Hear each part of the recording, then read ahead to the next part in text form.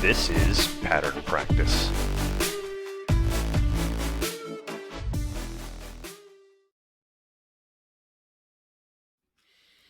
So we're on YouTube? Welcome to Pattern Practice. I am your host, Joe, and we got Mike here, also the host. We are your hosts, Mike and Joe. Welcome to Pattern Practice. We are on YouTube now. Good God. That was one of the things I noticed about when I looked at us on YouTube, is it was just like I just go straight into it. I know we had the shtick about the cold open, but every other show that ever has existed explains what's happening and what you're about to receive. Do they really? Yeah, so we're on YouTube now. We did our first video episode was Sloppers, you might recall. The second one was talking to G and Levi about how to talk to an executive, which I thought was really, really good. I thought that was a really good one. Sloppers, I think that took off a little bit maybe, because there is a movement on Twitter to follow through on something called the Slop Protocol, okay? That I'm all in on. I think it's the way to go. And I'm going to try to get people that do that to call themselves that and then point back to having coined the term. So we'll see if we get away with the full circle. The Slop Protocol. Interesting. What's the Slop Protocol? Oh, the Slop Protocol. So, agnt.gg, is his name Nathan? I should have this in front of me. I follow a guy. We're actually mutuals, moots they call it in the Twitterverse. And it seemed like a joke at first. There was this whole thing going around where people were like, "What's the point of MCP?" Which stands for Model Context Protocol.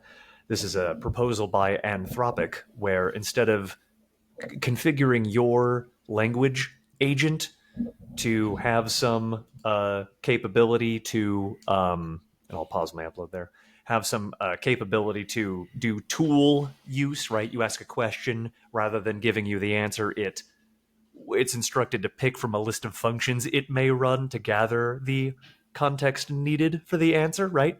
Well, instead of coding your tool to do that, the Model Context Protocol creates a server where you call it to ask it what tools are available, and then you make your call back to it to execute the tool. It decouples tool specification and execution from the agent. Now, many agents can use one MCP. And a lot of people were like, what the hell is that for? There's no need for that. And I kept rebutting, you probably don't work in a big enough enterprise to want to reuse and decouple those two things. I, on the other hand, have been telling everybody I work with that they better use the Model Context Protocol so I don't have to rewrite what they're working on, you know? And so, let me stop there. Did any of that land? I guess I think what I lost was like how that relates back to slop. I needed to bring this up because there was a whole thing like, what is MCP? People were talking about MCP. They're like, what's all this conversation about MCP going on? I think half of them were trolling, where they pretended not to know what it was just to get it on the SAS maxing, right? Okay. But so this guy, I swear it's Nathan. I should just look it up. This guy comes along. He's like, all right, I've got a plan. I've got a new protocol. We're going to call it SLOP, slop. All right. And it's going to be like this. And here's the GitHub. Ha ha ha. And it's a really good idea. And they're leaning into it. And so here's how it works. He's like, listen, we need to take a step back. Let's make things simpler. Okay. We're going to have 5 standard endpoints that all agentic solutions provide. There's going to be a chat endpoint. There's going to be a memory endpoint. Memory being a simple key value store you can put and retrieve from a given key. There's going to be a resources endpoint. That's probably where you'd put your MCP.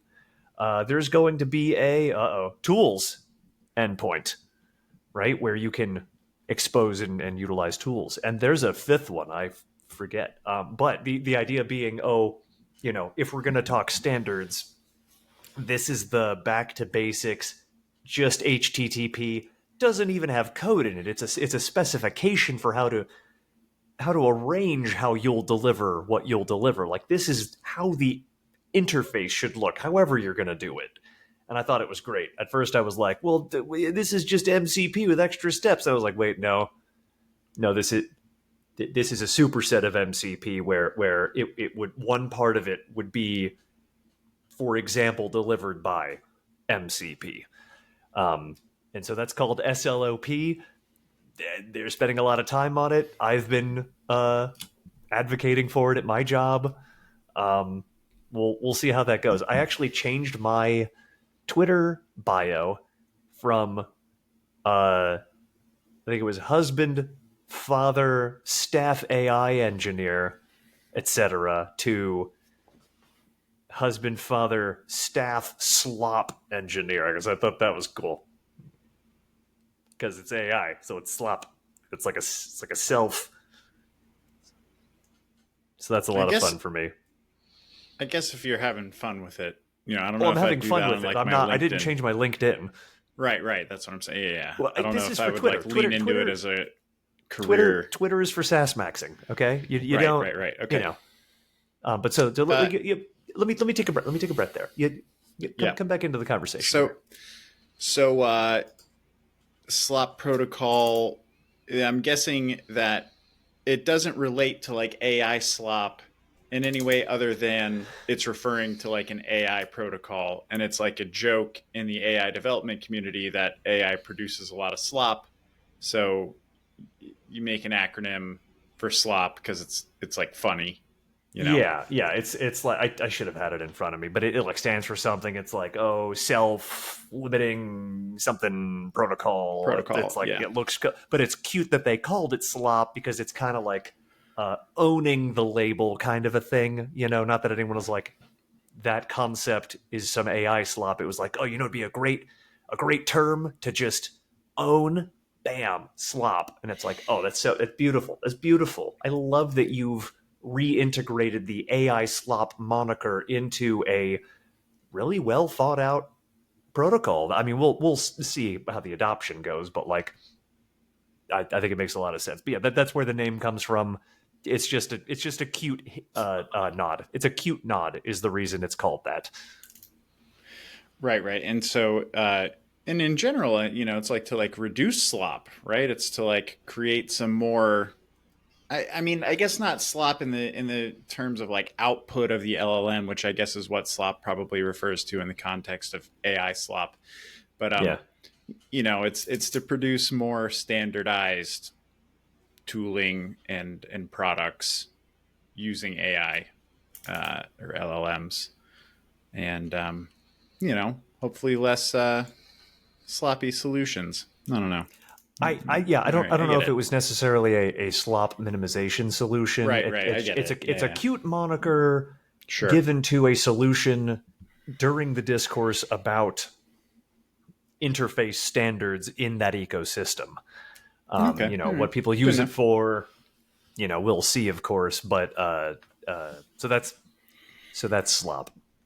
Okay. All right. And I at work have already been telling people, I'm like, guys, read this. We're doing this. This is what I'm doing. Like because I'm kind of, I do wind up setting a lot of the tone for adoption of generative AI paradigms at our organization, at least so far.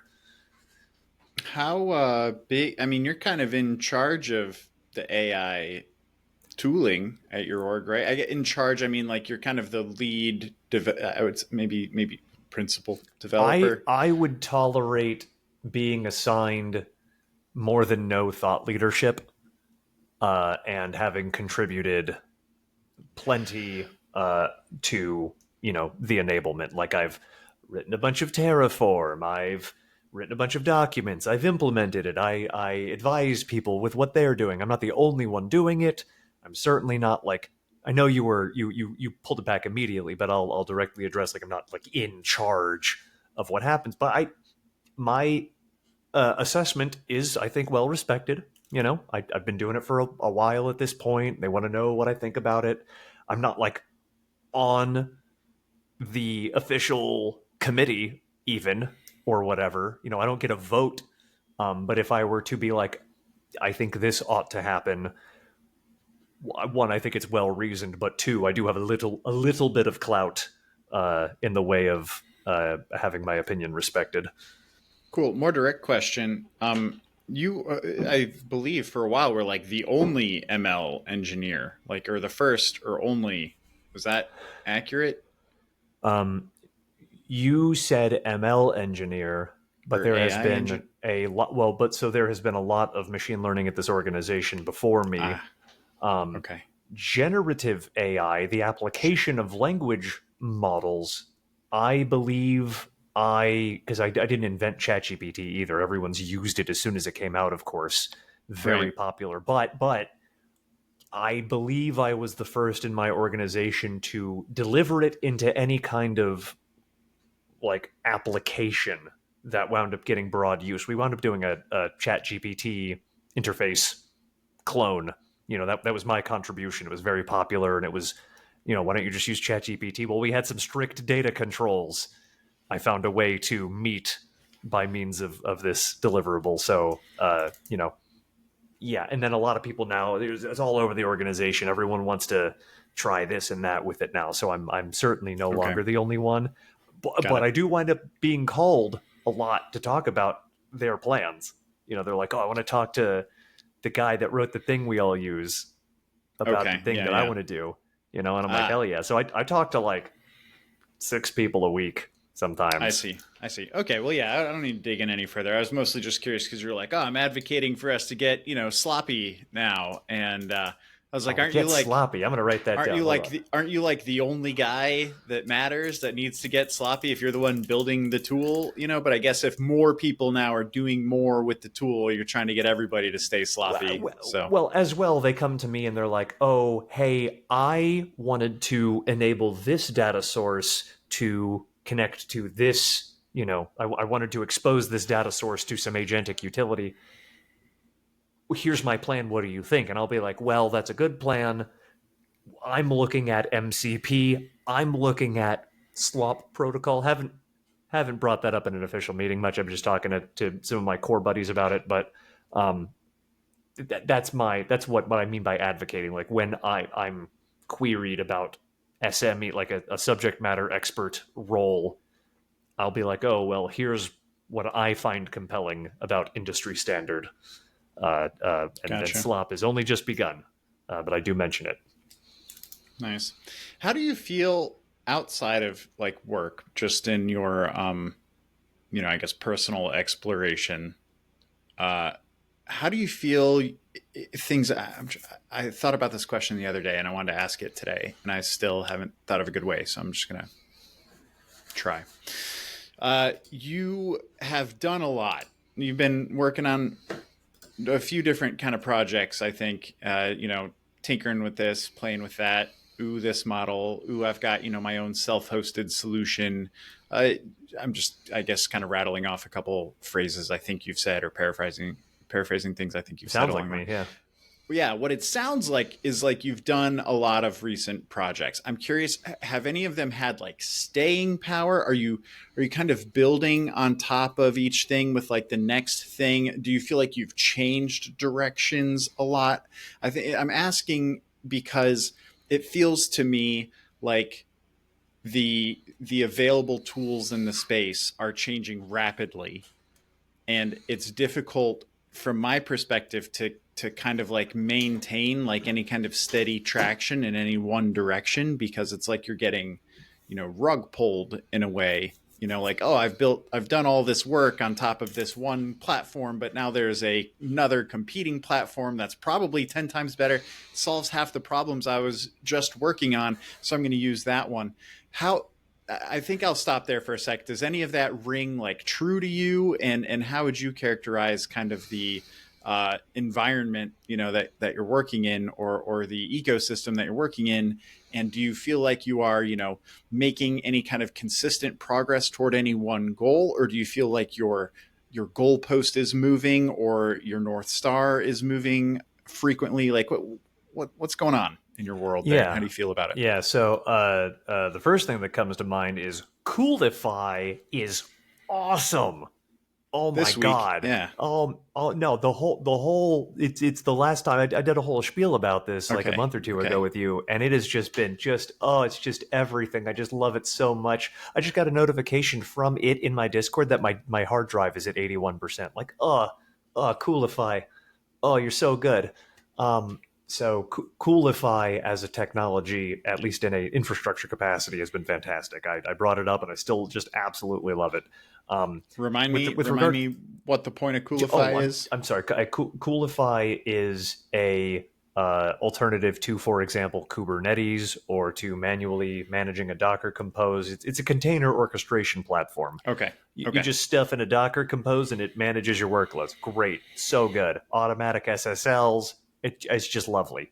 Now, I have been using Ollama, Ollama. Um, I think that's going to be where I'm going to stay for a while. I've been back and forth between that and local AI. The difference between them is local AI can do more, but it feels like it's all over the place. I don't know if I'm just bad at reading documentation, but like it's a complex thing to utilize. Whereas Ollama is this just super simple. It can just be one command. It's got a little server function if you need it, and I have it set up now where, and I'm going to get to answer your question, in my open web UI that has tight integration with it, as soon as Maybury is like, oh, a new model, check out the model, I can be like, grab name of model, visit, even on the phone, even on my personal phone, I can whip my phone out, Slack, oh, new model, huh? Click, click, click, copy name, click, click, click, paste, download, and like in the web browser experience, it'll pull the model down to my server and I can start using it. So like that's really cool. Okay. I was gonna use the crap out of it, but then Alex gifted me ChatGPT Pro. Mm-hmm. And so I'm just using the just absolute crap out of that instead. I use the deep research function like 2 to 3 times a week, at Wow. least. I use the search function constantly. I don't know how often I even Google anymore, because like why would I bother? Yeah. Wife was actually asking a fun question. She was like, "Hey, so what was that dive bar that Morgan of Morgan and Morgan and Morgan used to go to, but that it closed down?" And she was like Googling it, and I'm like, "You should just ask ChatGPT." She's like, "Would it know?" And I'm like, "Yes, it would know. Here, let me search function, best model, ask it your question with your voice, save." And it pulled it up immediately. It's Willie's. Yeah. And she was Oh, like, Willie's. that was her first, Yeah. okay. Because like, and she even said the phrase like, "I don't even know how to Google that," because you can't, because what you're asking for is not some search function term. It's a natural language query. But for the local ecosystem,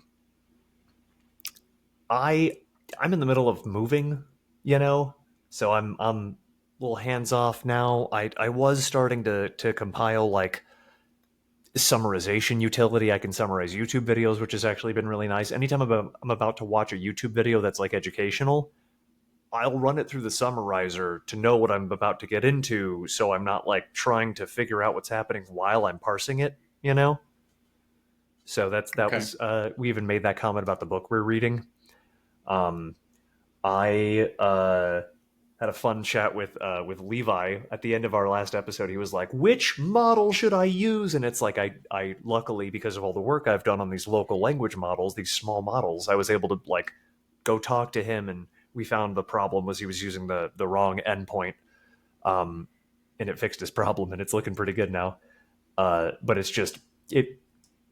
More than anything, it's not enabling some SaaS product I'm going to build and make a bunch of money on yet. What it's really doing, I think, is just keeping me tapped into what's possible and the nuts and bolts of how it gets utilized. Okay. Like someone will bring something up and I'll be like, "Oh, I am the reason that feature exists in that open source project because I ran into something that stopped me and I tried to contribute and it taught me a bunch of stuff." Okay. All right. Interesting. But I'm for just curious. local models are great. What I mean, were you curious of like the market of local models, or like the thing I'd be personally building with it? Because I mean, what do you do? I keep going back to Llama 3.1 for my local model. It just works. That's all I really need. You Yeah, know, I I'm not guess doing any heavy. changing models at this point is like not really like a big disruption because you're able to just kind of choose which model you're utilizing, and it's just going to impact kind of how whatever system you've built is responding to you. Well, Like yeah, that's actually one point I wanted to reemphasize. We said a while ago the open AI compatible endpoint standard. I know Mabry has been enamored with it since like a year and a half ago. I don't even know at this point. Standard of calling something with an OpenAI compatible schema means that my code that uses it, and I know the peopleware bot is offline right now. I kind of did some weird shit and broke it. I'll put it back up though. Is the convenience is I don't have to change my code to swap out my model. You know, it just calls this thing, and yeah, it's just the brain is smarter now. And if yeah, there were any innovation recently, it would be these reasoning models that think a bunch before they finally reply. You know, okay, and those can be just swapped in too. I just gotta capture the think, open and close enclosure tags of like open think blah blah blah blah blah close think, and then the actual answer. You just gotta make sure you capture and discard for the final result to use that kind of model. And so they're just getting ever better, but there's diminishing returns where I'm not really spending too much time testing them out. when you are using deep research, do you read everything that it sends you in the first response, or do you have like follow-up questions where you're like, okay, summarize that for me, or are you, because I saw you ran a couple questions the last time we hung out, and I read all of it, all of everything that it said for both questions, and just felt like a lot. Like if you're doing that a few times a week, that's in a significant amount of reading, I would say. I mean, are you doing that? Are you reading a lot every week, or are you kind of having it go do some research, and then are you massaging it a little bit further, asking it to do a little bit more summarization for you? How's that Yeah, been? depending on the kind of query I'm asking, some of them I'll skim and just look for the conclusion. Some of them after it replies, I'll be like, great, good job. Can you summarize all of that in a couple bullets for me, please? And then the function of the deep research is to have well-grounded answers that can then be distilled. You know, it's not the same as running a search query and condensing it. I'm going to spend like 50 sources worth of consolidation to get me a useful answer. Some of them, though, I do indeed read all of them. Any programming questions I have where I'm like, I am trying to do this thing. Google doesn't know about it. Search doesn't pick it up in 2 tries, okay? But I'm certain it can be done. I need you to go scour the internet for anyone that has ever talked about this being possible. And it'll be like, there was one guy that used a hyphen here, and I'll be like, I knew it! And then I'll, read that where I like really dive all the way in, or if I'm asking for it to educate me on a topic, I'll be like, what is it actually doing here? What was the concrete nuts and bolts of it? And I will dive in, but for example, my mother, hi mom, was like, she watches the show, was like, oh, I noticed in your video that you have a window over there, and you said your left eye's all messed up, and I've heard that it's bad to have sun on one side of your eye. And I'm like, hey, deep research, is that true? And just the conclusion is that it is true, and I should be careful about the window being in my face that hard. Well, it's like in front of me. Yours is kind of behind you. Like you see here. Yeah. You see how your face... Okay. Oh fuck. My light goes to here. Your light goes to here. Mine Okay, you're safe. Yeah. You're safe. Okay. I And see. So you don't want just like blasted light on one half of your face because you're gonna. Well, I don't want like one of your constant eyes UV is gonna damage be on more my dilated? Oh, okay. eye. It's I the thought, physical okay, it's UV physical damage. UV damage. I Okay. suspect in any case. want to balance that UV damage out.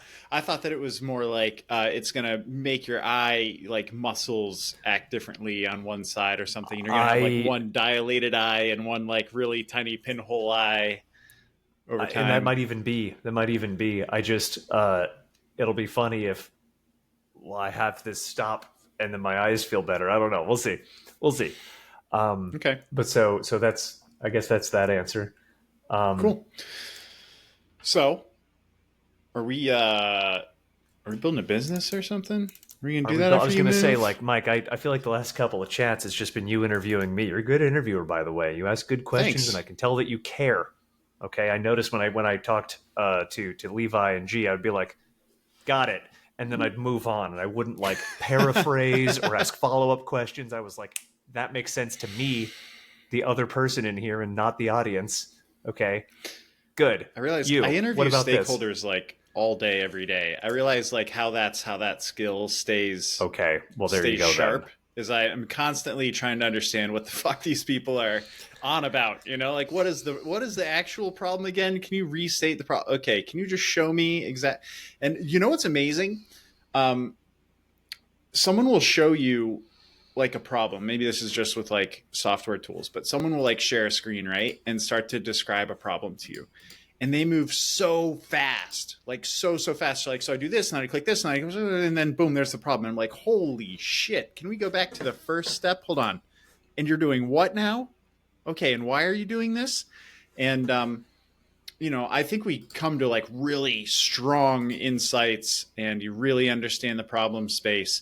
But what I'm getting to is I think people aren't generally wired to explore problems properly. I think, you know, they're just not. No. It's not like an innate. We're not like born with that. You got to really practice a lot before you get used to how to walk through a problem step by step and really suss out where the pain points are and what the issue is. So anyway, I think since I do that a lot, saying it back. Well, but you, I'll notice, and I'll regret my own performance sometimes, where you'll say back what you heard and then ask a very fun, curious question, whereas I'm just like, great, let's move on. Terrible. I'm going to work on that. But you had brought up, are we starting a business? Mike, I want a business. I don't care if it's losing money. Like another one. Okay, I want a business. And we could do, you know what? We could check that box just by getting an LLC on this pod, okay? And that would be fine. I think I'm going to start sneaking in ads. Did you see that AI read that I did? Our sponsor today is Sleeping Enough. When you sleep enough, you aren't tired. Take a nap today. All right, back to the show. Yeah, impressive. What did you think of the AI read? Very impressive. I'll stuff that one into post right after you said very impressive, or I'm going to do it right before you said very impressive, and then before me telling you what I'm going to do. Okay. Good. So you had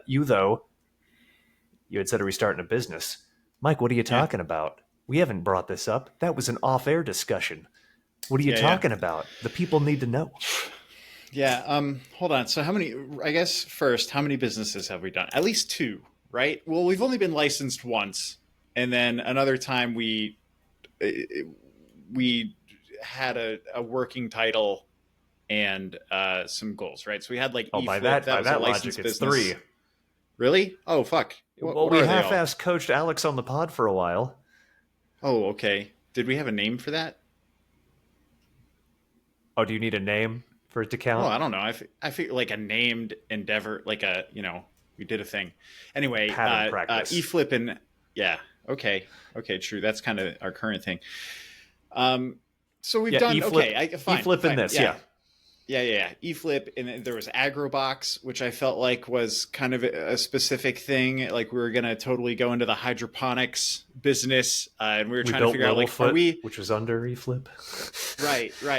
Yeah, a CMS. So we've done a lot of different things. Like I guess between everything from pet project to LLC, and we're pretty familiar with that range, at least. Yes. And some other people have come and gone, but I think the 2 of us have been the common denominator throughout all of those. Yes. And it's been pretty fucking great. I really like working with you. I think that we've, identified problems with the previous projects and discontinued them, rather than, me getting all sad and emo about it or something. I think usually me getting sad and emo is a early indicator that we should change direction It's or one of try my something favorite different. things about you is your disgust reflex is on point. You're like, I hate this, and I'm like, oh, thank God, I had no Yeah. idea. I'm so focused on solving what's in front of me. Yeah, well, that's also scary too, though, because like, it makes me wonder sometimes, and I guess it's like imposter syndrome adjacent. It's like, is it me? Like, do I suck? Is it that anytime we try something cool, I end up finding something to hate about it and then kill the fucking project? Or, Well, I is mean, it just like we haven't found the right thing yet? Because what you're asking is, am I a thoughtless lemming that responds to whatever you want to do? No, you bring up Could be. valid points because you've got a good gut, and I complimented you on it because True, appreciate I have that. good taste about taste. Okay, Mhm. and so Mm. I really do think that it was just, this isn't working, and it could be not working for a bunch of reasons. Right. Stop doing it is a perfectly valid option, but it's not the only one. It would have been, Mhm. oh, well, then what you need is for us to both quit our jobs, take out a loan, and go this way. And it's like, do you want to do that or do you not? Oh, well, I don't. Yeah. You The know, pod but itself, I think, go what's ahead. interesting to me. Talk about the pod. Okay, the pod, I think, has been our most enduring endeavor. We've got 115 episodes. Yes. It looks like. Yeah. Um, 115. that's impressive. Over definitely more than a year. Are we pushing 2 years yet? I'm not sure. I think it's in November. Might be the Peopleware birthday. I'll have to check. Okay. I think it's late. I think it's late in the year. Maybe Okay, June so we've even? been But yeah. we've been doing it for a bit. We've generated a lot of content, and from my perspective, it's been very successful. I wouldn't stand in, this is funny because I was going to say a minute ago, like I watched so much fucking Shark Tank while I was in New York City because I would get back to my hotel room and I'd be just gassed from the day at like 8:30, and I'd watch Shark Tank until like 2 a.m. because it was also tough to fall asleep on that bed. And I would watch so much Shark Tank because this is like the Shark Tank channel that it would get back to the episode, like the first episode that I saw. And then I'd be like, I have to fucking turn this off and go to bed because I've seen like every episode that's going to play today. And I say that because I feel like I would not stand in front of the sharks and characterize our podcast as successful or worth investing in that sense. But for me personally, I feel like I have this like deep satisfaction for what we've been doing. And I've been trying to reflect on that. Like, why? Like, why do I feel, why would I say, yeah, it's a success and I want to keep doing it? And I think in large part, it's feedback that we've gotten from even just a couple people being like, this is fucking awesome. What you guys are doing is great. And especially because I happen to know those, it's like they're friends, but they're not saying it just to be friendly. It seems like they're being genuine because why the fuck did you say anything? I didn't ask, And so I think about that feedback. I'm like, why do they like it? What is there to it? What are they getting out of it? I guess like I get the value that I get out of it. And that was kind of what I was saying. What I get is like, I get stronger relationships with people. I've learned a ton of things selfishly on the pod. I just have fun. Like it's actually a fun activity. I finish the episodes and I'm like, whew, that was cool. I'm glad, another banger for the books, and I pretty much feel that every time. So there's all those selfish reasons and there's a selfish value that I get out of it. But I'm also curious, like what kind of value these other people seem to be getting out of it. And why is it valuable to them? And I say all of that because I'm curious if there's more we can do to lean into that. And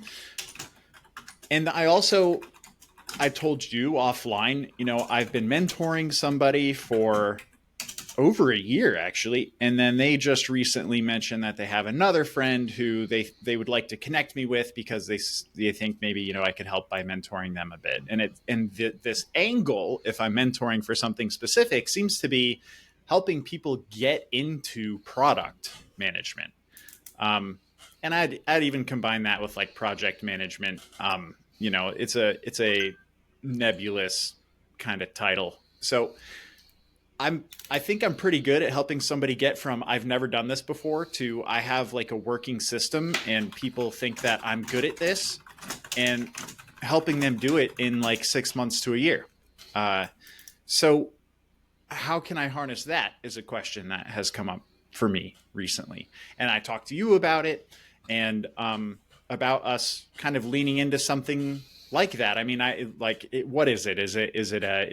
Like a learning academy? Is it like a mentoring uh, uh, co-op or something? Like what is this thing? And I think I also get sketched out every time something starts demanding too much of my time and energy, because I've talked plenty of times on the pod about my fucking hobbies and the things I like to do with my spare time that aren't, hopping on a call and having to be responsible and present for people.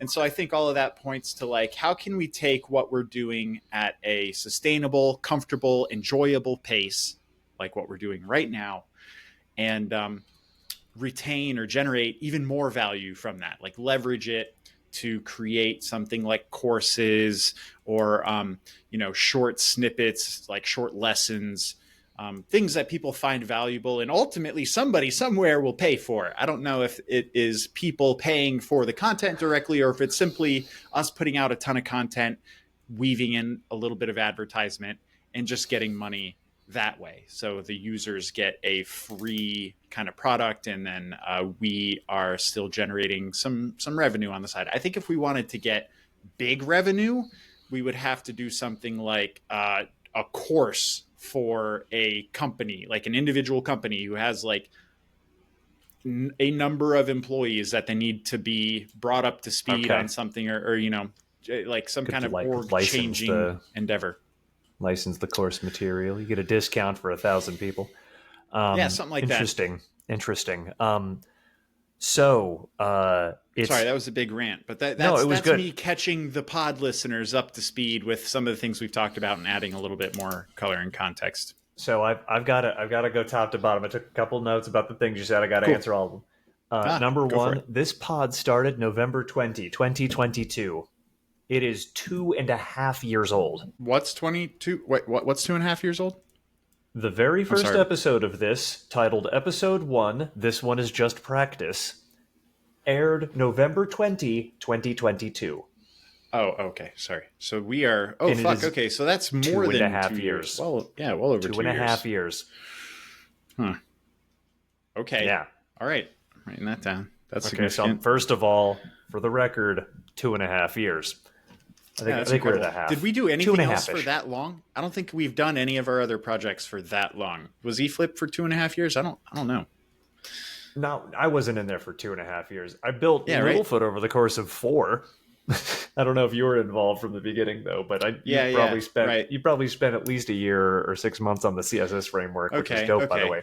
Yeah, but I don't think there was anything that you and I together have stuck with for 2.5 years. And even Agrobox is probably like maybe a year. Yeah.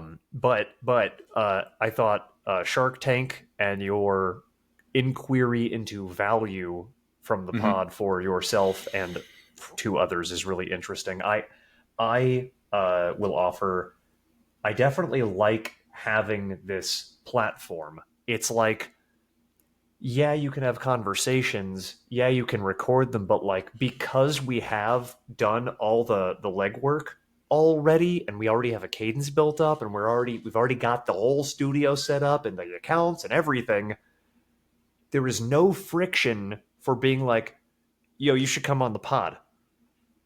It costs nothing with regard to friction to set up a pod immediately. Same day, if we were up for it, if we were like, hey, you want to come on the pod today? We've got the slot open. Boom, come on the pod. And so that's been big. I mean, we've pounced on that with Frankie, for example. If we didn't already have an established pod, we couldn't have talked to him and learned from him about his work. We still got to talk to Alex, by the way. All right, so just waiting on you to be available. That might be next week. But so that's interesting. What value is it to Shark Tank? I don't know if we want to do that in this call, but we should do it in another one at least, where we try to think about what Shark Tank kind of pitch for this would be. That might be orienting Yeah. as opposed to scrambling for a coherent label like we did in episode 100, Business Safari, which I love, by the way. It'd be like, here's the actual value orienting proposition where we would say, welcome to Patter Practice. Here's why you're here, Right. And if it's a variety show, we should say that. Okay. But it's not. You though, had mentioned that some people are interested in it. I'm at work, right? And so I had all the motherboards and I had the microphone. It's really the microphone. I have the microphone and they're like, oh, do you have a podcast? I look like I have a podcast. Okay. This is for you. It used to be. There's nothing back there, but it used to be for you. Yeah. All right. Well, I'm like, yeah, I've got a podcast. That's a pattern.com. Get in there. And so there have been a couple people that are like, oh, I saw you switched to video. I love it. Okay. They're listening. The fuck said they're listening. Hi, you know who you are. Okay. I'm not giving you a name. Okay. But a coworker, a cherished coworker. Somebody I don't even know. Somebody you don't know. That's cherished awesome. Coworker. Actually, That's another way another cooler cherished than me actually knowing coworker. them. Another cherished coworker was like, "Hey, I've got some feedback about your pod," and I was like, "You should come on the pod and tell us about it." All right, so that might be fun. God. I'll get that I would set love up. That. Yeah. Yeah, right. Of course you would. I know that. Right. She knows that. We both watch the pod. Yeah. But she was like, yeah, and so I'll figure out when I'm not moving, and she can come on maybe in the next Sure. week or two if Alex doesn't want in. Okay, but to keep coming down. I do want to acknowledge and be careful with the reality of your preferences. You have, for example, expressed the opposite of interest in doing much production for this pod, which is not even just fine. It's great. Mm-hmm. That you're aware of that and that you do not pretend to want to fake commit time to that. Great. It's very important that we know what we're satisfied with doing and not. Yeah. With that said, I've been very happy to do it, to produce it. Riverside has made it a couple buttons. It's awesome. I don't know. You haven't even seen our Sora intro yet from the last episode. I put it in there. We've got an intro video and the music now. Oh my god! Okay. Oh, does it do the fucking pattern practical bullshit? It does. Oh, I use slop at the beginning of the. I don't know if you want to pull it up while you're doing that, but I'm watching it right now. Yeah, that's pretty good. It still says practice. It's not very sloppy. Yeah. Did you like edit that manually or something? No, I re-rendered it in HD. Fuck me, dude. This is cool. This looks great, and it's the music, and it does it to the music pretty good. Like, it's pretty good. The only thing I didn't like the first time was that it literally misspelled the word, and I was like, it was like the classic ancient like LLM can't read kind of problem or something. Oh yeah. Now this looks like way dope, dude. We should do all sorts of cool content. That's what I'm saying. That's what I'm saying. So maybe we'll do that in one of the episodes. But so to try to wrap it up because I want to bring you back in here. Yeah. Sorry, I just keep watching it now. If you have indeed brought someone from 0 or maybe 5 or 6 to hero, okay, if you've done that before, okay, and you've actually succeeded at coaching someone to the end of that success, which is a good test. If you haven't, maybe you're not that good. Watch out. Talking and smiles are great, but like if you got someone a title and they would be like, I wouldn't have gotten this but for whatever, like that's a good sign that we should maybe spend some time there. All we need to do is have really good pointed conversations exploring individual topics, probably through the deck, as we've discussed before, and that's your content.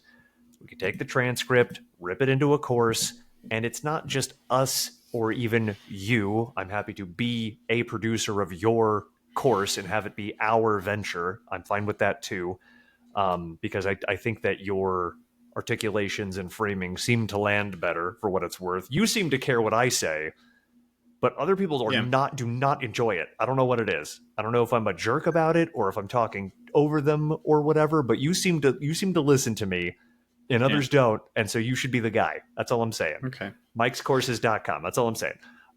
But so, and you're actually a PM. I just have an academic, obnoxious, degree in theoretical project management. Yeah, we can talk about that. For me personally, I really like the sort of like when I learn from people, like if I'm thinking about pods and content that I learned from, the sort of 2-person dynamic is something that I actually really enjoy, because it's something where like you have kind of like a 2 personality. Think, I mean, I have like Metacast in mind, which it doesn't matter. Think in terms of a couple good ones that come to mind. One specifically would be Acquired. I really like the 2-person dynamic on Acquired. I think that like the 2 different kind of personalities and interests help kind of round out the topic space. And another one was what was that one that got like canceled because the one guy did something bad? But it was like such a great pod. It was like a tech kind of No Reply or reply all. You know I what don't I'm know talking that about? one, but Oh my good god, lore. you don't know about Reply All? That was a really great podcast. Anyway, No, I'm those more of a guys were- BCC kind of guy, but go on. those guys were a strong 1-2 punch as well. So anyway, I think whatever we do, it would be fun to just stay persistent with the pattern Okay. practice kind of, because if we have any brand recognition at all, it would be nice to leverage that as well. Okay. I mean, that's Yeah, the yeah. pattern practice, and practice makes perfect, baby. Pattern practice makes perfect. That'll be on Yeah. the fucking t-shirts. Yeah, it's fun. Hey, while I'm on the subject, do you know, by the way, do you have any kind of tool that can take like a low res image and upscale it using AI? I don't specifically in mind, but I guarantee that if you Googled AI upscaler, there's free ones all over the internet. Yeah, because this intro video is fucking awesome, except for the fact that the starting image is like like terrible resolution. Wait, actually, we should upscale our logo. I think the video is 480p, and you can only make up to 10 seconds of 1080p. Okay, I'll check it out. I needed something. whatever. I needed It's something. It's Good great. feedback. It's Good great. feedback. It just occurred to me. I just thought of it. But this is fucking awesome. It's so cool you do this. There's probably a video upscaler I can just use, though. Yeah. That would be cool. This is the kind of shit, though. So to me, just this intro alone is exactly what I want us to do. I would love to take it's symbolic of exactly what I want us to do, which is to like let the robot do all the shitty part of the work. We can generate some cool stuff with prompts if it's art like this, or even a lesson plan, I guess. But I love lesson plans extracted directly from conversation, specifically from us in our voice, using, for example, ChatGPT Pro. Again, I have the best possible models and can use it to the end of business making for courses extracted from transcript. Please continue. Mm-hmm. I think it would be fun to take some of our existing content, especially maybe episodes that are more geared toward a specific topic. I mean, your last episode with those guys is a great example. How do you take something like that and turn it into a few different forms? Like, we should experiment, and we should try, like, what if you turn this into a presentation that has like a auto speaker giving the presentation, right? So someone can just watch it, just like you'd watch a course, like you're at a business and you're doing like a HR course or something like that, and you just have this robotic voice reading the slides and lessons at you. Yeah, dude. Give me some of that cheesy, easy content, right? Because there's people that might pay a little bit of money just to watch that shit, or no money at all, and you can use some form of ads. I don't know. I guess I don't know how you'd bake ads into that. I digress. I also would want to see more short form content generation. Like, I really want to just start pumping content onto like TikTok shorts, TikTok, YouTube shorts, Instagram reels, but I want it to be reasonably useful, like not just complete slop. So not just like random cuts. But it's got to be something kind of engaging, right? That's the challenge. The challenge is like, how do you make it decent, engaging content? What is our pod about then? I think you have to choose. Is this a pattern practice pod? Is it a variety show? Do we have, well, actually, this might have even been solved before, because maybe we have themes that we explore, segments. And that episodes are colored, for example, by their theme. And the truly pattern practice, original themed episodes where we explore and practice patterns, Yeah. those we can probably cut up even sloppily to be fantastic content and transform into courses. I think we can have the best of both worlds if we delineate specifically on what it is the episode is about. There's also this kind of... I don't want to make 6 pods. No, I think one pod to rule them all is the right way for us. And I think it's okay to break the show up into some different types of segments, different types of episodes. It might even be helpful to kind of enumerate what those are for us, or just what they have been. I for one, let's just do it real quick. What do we got? We got some time. Just a minute. We got a minute. You got 6 minutes. I got a hard stop, but 6 minutes, plenty of time. Right. So we have interviews, and the interviews seem to not necessarily be their own category because the interviews kind of span different subject matter, right? So is interviews even a type of conversation, or is it just we include a guest, but the type is still variable? I think there might be 2 categories of interview. I think there are founder and business hat interviews where we are talking to someone about the work they do and hopefully plugging it for them to use as even their own material to share or whatever. And then there's talking to Carolyn, which is Caroline,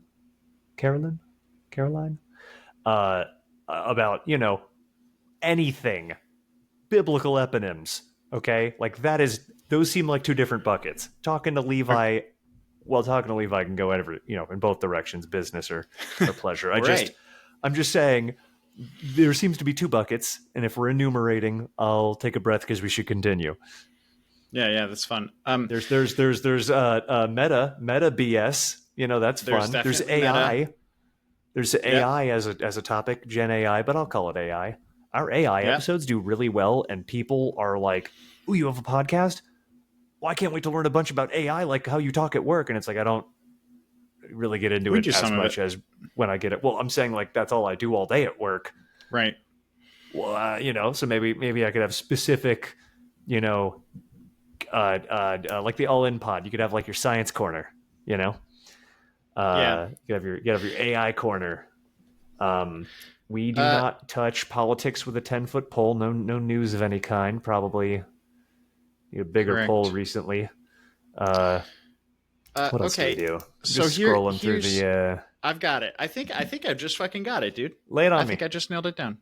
All right. So I do think I was right to say that interviews is not a type. I think that it's really okay. In fact, if we break out founder... Did you lose your confidence halfway through having gotten it? Yeah. But now I've got it. Love again. it. Love it. Love it. Lay it on me. So I think we have 5 types. We have 5 whole types of episodes that we do. It fits on one hand. Yeah. One type. Are we German? One type is founders.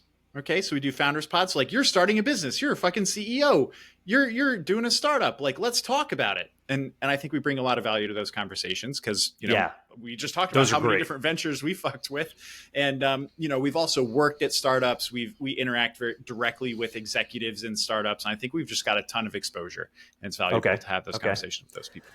Another type is a pattern deep dive, which I would classify as those business conversations. The conversation that you had with Levi and G, I would call a pattern deep dive. We're talking about a pattern, a certain type of pattern or set of patterns, and how they interact with each other, and what that space looks like, and what kind you of can a peopleware kind of but pattern deep dive. Love the label. Keep going. It's where we've kind of brought a lot of our peopleware stuff is into that pattern deep dive, right? So that's founders and pattern deep dive. And then we have AI/tools, I would call it. So not only are we talking about AI technology specifically, but kind of tools, tech in general, productivity tools, you might say, which again, I think all of that kind of overlaps into this AI/productivity tools chat. And I think something to call out specifically about that is I think those have so far had our most engagement. They like have. whenever we're talking about I just looked at an episode, bro. There's this one where you go into using LogSec as a work journal. That has 2,000 views compared That's to the 2,000 views on a lot of views? compared to a lot of the other videos. So it's What? like that I think is a really important Okay. kind of lane for us to keep in mind. And maybe more Okay. often we should do something like, hey bro, have you tried this tool? Oh, well, let's use it together for a minute. Let me kind of show you some of the cool stuff that I've learned about it, because Yeah, we dude. bring all of the rest of our experience and our pattern kind of oriented approach. And we can utilize, a lot of that context in talking about a tool and how you can get more out of it. And then I we can think have that- a thumbnail of me being like, I feel like, Yeah, do you see the right. eyes? Like, yeah, like yeah, that's yeah. a perfect thumbnail, right? I'm Oh, just going to man. clip that right out of the video. Go, you do one. You do one. Uh, Just yeah. The head. fuck. Perfect. Continue. I also started I having muted my stuff myself. play. I can't hear myself anymore. I can't hear anything. What just happened? I can hear you, bro. Get it together. We got to come on. This is terrible. Come on, This is horrible. bro. Take them out and put them back Can in. you hear me? Not if you can hear me. Oh my God, you can hear me, but I can't hear you. Okay. Oh, hold on. I think I hear my headphones restarting. This is terrible. I know we're still at 4, right? Hold on. I'm back. That is insane. I smacked my Do the head and I 4. hit the buttons Do the on my damn headphones. 4, Mike. I gotta go. All right. So we have founders calls, we have pattern deep dives, we have AI/productivity tools, and then the last two, very quickly, freeform, which is, again, talk to Carolyn, talk to Levi, talk to ourselves, like whatever kind of crazy random conversation about some cool philosophical topic, funsies episodes. And then the very last one you already said was meta, us basically talking right now about what the fuck it is we're even doing and why we're doing it and where we want to go next with the pod, really. Yes. And it's making me Yes. think that, again, the pod being our most lasting endeavor, I think it is the business that I want us to be in. And I want to find more ways to extract value from the pod as a business. So can we create valuable learning materials and just make ad revenue off of it? I almost think that that's the simplest and easiest way to go about it. I think, we can also sell some products. We can, if we do a product deep dive, we can use like affiliate links and stuff and be like, oh yeah, if we you build can go buy this anything, we product can here. plug that too. Sure. I think pattern deep dives and founder discussions, I think, wind up being a lot of where the value comes from. Yeah. So anyway, get was out really here. I'll ping satisfying. you those 5 things. And we can ruminate on that a little bit. All right, dude. Good. All right. Good Fuck, episode. I don't have a good sign off. Fucking cheers.